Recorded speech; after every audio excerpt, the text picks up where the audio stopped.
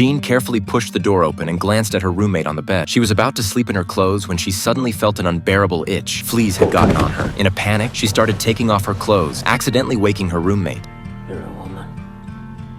Realizing her identity had been exposed, Jean curled up in the corner and begged her roommate not to tell anyone. It was a secret she had kept hidden for over 20 years. Jean worked as a hotel housekeeper. Because she was quiet, meticulous, and discreet, the owner valued her highly. Though her pay was low, guests often tipped her generously. After years of saving, Jean had put away a decent amount of money. She had long had her eye on a small storefront and planned to open a tobacco shop to live out the rest of her life in peace. But just as her dream was within reach, something unexpected happened. A new painter named Arthur joined the hotel staff. The manager assigned him to share a room with Jean. With no choice, Jean returned to her room, only for Arthur to uncover her true identity. Though surprised, Arthur promised to keep her secret. Still, Jean couldn't relax. The next day, she kept making excuses to visit Arthur, bringing tea, snacks, nervous he might slip up. Arthur, feeling awkward, finally shut the door and undressed. Jean was stunned. Arthur was a woman too. Relieved, Jean listened as Arthur explained she had once married a painter, but he became a violent alcoholic. Unable to take the abuse, she left, taking his gear with her